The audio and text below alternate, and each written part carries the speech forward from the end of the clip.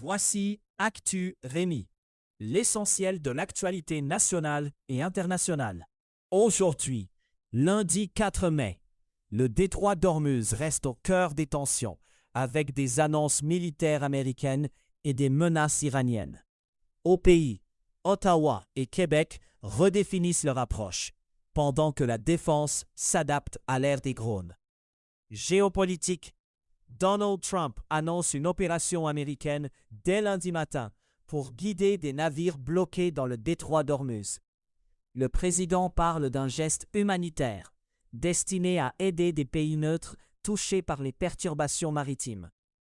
Il affirme que des équipages se retrouvent verrouillés dans la zone et manquent de nourriture et de fournitures. 2 navires près du détroit signalent aussi des attaques, dans un contexte de montée des incidents en mer. Téhéran répond en avertissant qu'il attaquera tout navire de guerre américain entrant dans le détroit d'Ormuz. Ali Abdollahi, à la tête du commandement unifié de l'armée iranienne, transmet ce message de dissuasion. L'avertissement survient après l'annonce américaine d'une escorte navale pour accompagner des navires hors de la zone. Les gardiens de la Révolution durcissent encore le ton sur la navigation dans le détroit d'Ormuz. Leur porte-parole déclare que tout navire qui viole les règles iraniennes sera arrêté par la force. La marine des gardiens diffuse aussi une nouvelle carte montrant une zone présentée comme sous contrôle iranien. Un pétrolier battant pavillon indien, transportant du brut, est mentionné dans ce contexte de transit sous tension. En Europe, l'idée d'une prise en charge accrue de la défense du continent gagne du terrain. La chef de la diplomatie de l'Union européenne dit que le moment de l'annonce américaine a surpris. Washington prévoit de réduire sa présence de troupes et cela force plusieurs capitales à revoir leurs priorités. Le secrétaire général de l'OTAN reconnaît une déception américaine face à la réaction européenne à la guerre Iran-Israël. En Ukraine, des frappes russes font 10 morts, selon le bilan rapporté sur le terrain. Volodymyr Zelensky affirme que l'Ukraine a touché des pétroliers et un terminal lié à la flotte fantôme russe. Kiev évoque des drones utilisés contre ses cibles maritimes et logistiques, dans une guerre qui vise aussi l'énergie. Canada. À Québec, Jean Boulet promet une nouvelle manière de gérer la relation avec Ottawa. Le ministre responsable des relations canadiennes parle de moins de confrontation et de plus de collaboration. Il met l'accent sur des ententes négociées rapidement et sur des résultats concrets entre les 2 gouvernements. Cette approche vise des dossiers pratiques plutôt que des affrontements politiques prolongés. Le premier ministre Mark Carney participe lundi à un sommet de la communauté politique européenne à Erevan, en Arménie. Le Canada devient le premier pays non européen à prendre part à cette rencontre du groupe de plus de 48 nations. Mark Carney dit vouloir bâtir un nouveau réseau d'alliances commerciales et diplomatiques. Il cherche des partenaires après la perte de marché américain dans un contexte de mesures de Donald Trump. Sa présence est aussi présentée comme un signal de soutien occidental à l'Arménie, qui veut s'éloigner de la Russie. Les forces armées canadiennes se heurtent à un défi stratégique lié à l'essor des drones. Les drones s'imposent désormais sur les champs de bataille et obligent la défense à revoir ses arsenaux. Les planificateurs doivent aussi adapter les tactiques et les stratégies à une menace plus accessible et plus mobile. La question posée est directe. Le Canada est-il prêt à évoluer au même rythme que cette nouvelle réalité? En Ontario, la Cour d'appel tranche un dossier lié à une morsure de chien et au statut de propriétaire. Une promeneuse de chiens, mordue pendant son travail à temps partiel, ne peut pas poursuivre ses clients. La Cour conclut qu'en vertu de la loi provinciale, elle était considérée comme propriétaire de l'animal à ce moment.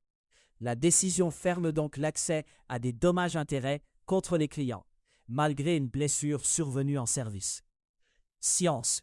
L'Organisation mondiale de la santé signale une flambée suspectée d'hantavirus sur un navire de croisière dans l'Atlantique.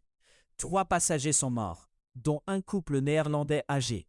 et une troisième personne non identifiée. Au moins 3 autres personnes sont tombées malades, selon les informations sanitaires communiquées. Un cas d'infection par hantavirus a été confirmé et 5 autres cas restent suspectés et à l'étude. Les autorités sanitaires rappellent le mode de transmission habituel des hantavirus. Le virus se propage surtout après exposition à l'urine, la salive ou les excréments de rongeurs infectés. Des rats ou des souris peuvent être en cause, dans des environnements où les mesures de contrôle échouent. Les infections restent rares, mais elles peuvent provoquer des atteintes respiratoires graves et parfois mortelles. Au Kenya, une réforme de santé s'appuie sur un système d'intelligence artificielle pour estimer la capacité de paiement. L'algorithme favorise les plus riches et augmente les coûts imposés aux plus pauvres, selon une enquête.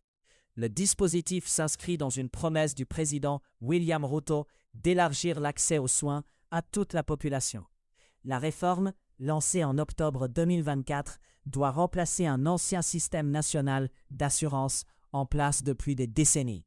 Dans les écoles, l'intelligence artificielle pose aussi un problème concret d'adaptation du personnel enseignant. Des enseignants disent se sentir mal outillés face à des élèves qui utilisent massivement l'IA.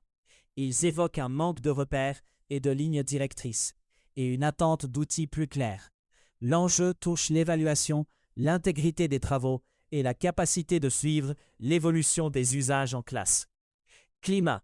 À Saint-Pierre-Quiberon en France, le maire veut interdire le kitesurf pour protéger les baigneurs.